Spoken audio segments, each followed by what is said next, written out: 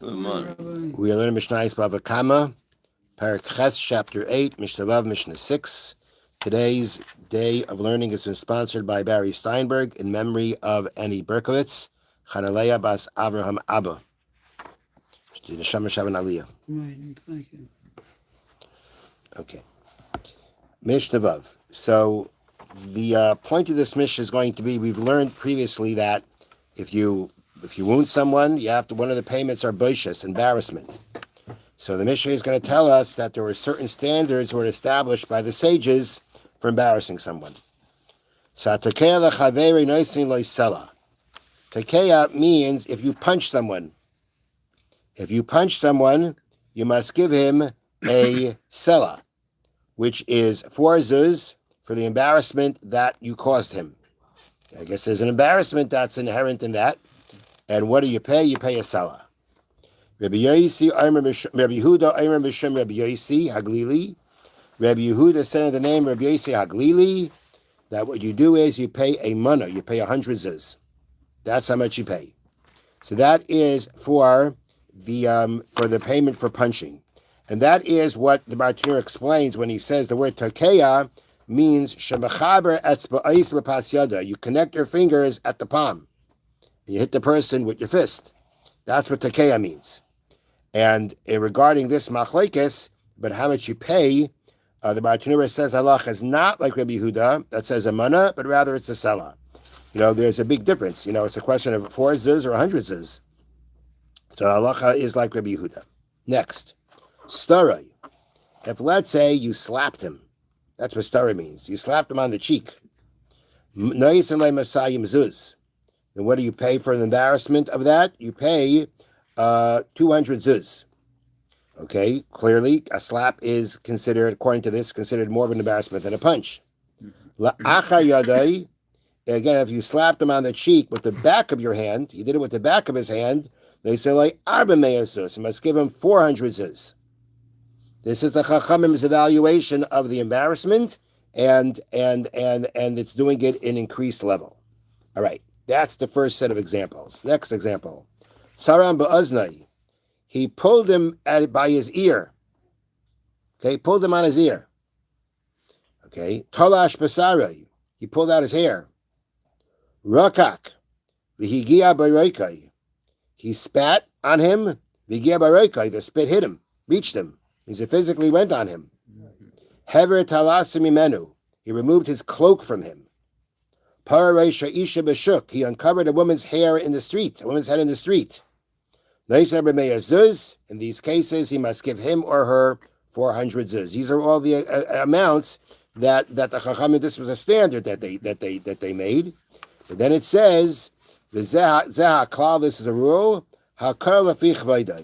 Everything depends on the level of honor. The more honorable the victim is, the greater the embarrassment. So therefore, if the amounts listed above are required only if the victim was an important person, people of lesser status suffer less embarrassment, therefore receive smaller amounts. So according to this, at this point, the Mishnah, when it's not it's not so much telling you to add, but it's telling you the amounts that we did until now were ones for people that are considered mechubed, people that are considered honorable. People of lesser status, who therefore suffer less embarrassment, would we pay smaller amounts. Exactly how you're going to measure that, I'm not sure. It doesn't say exactly, but that's the point of the Mishnah. Now, Omar Rabbi Akiva. Rabbi Akiva said, "Afilanim shebi Yisrael, even the poor of the Jewish people, we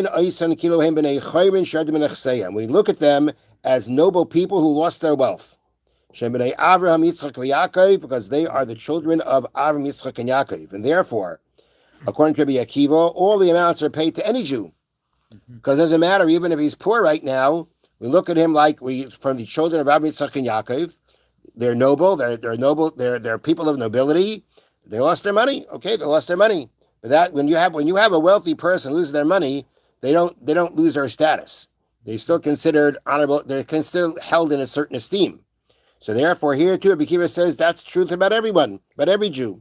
They're the children of Avraham, Yitzchak, and Yaakov. That makes them nobility, and therefore the amount that we mentioned until now, all these amounts are going to be the same for everyone. It doesn't make a difference on what their apparent status is. Okay, now the Mishnah continues.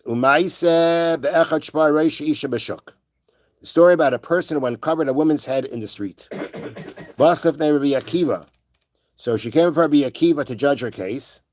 And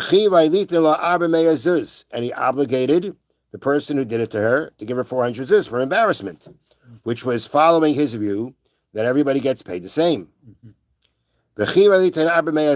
Omar loy Rebbe tainli zman.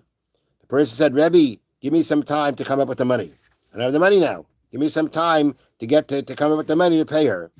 And also loy zman, Akiva gave him time. Shemara oimedas al pesach chatzera. So the story continues that the person who attacked her waited for her. Shemara, he waited for her until he saw oimedas al pesach chatzera. He saw her standing at the entrance of her courtyard. The savar es hakad befaneha ubayki iser shemen. Then he broke a jug in front of her containing an iser worth of oil. Okay, now that is the jug contained a small amount of oil which could be purchased with as little as an iser. And you're going to say what this guy did here to try to basically to catch her. Mm-hmm. So what he did was he waited for her. She was standing by her courtyard, standing at the entrance of her courtyard, and he broke a small jug and a small amount of oil, and it contained a very small amount of oil in it. Gil se esreisha, she uncovered her head. And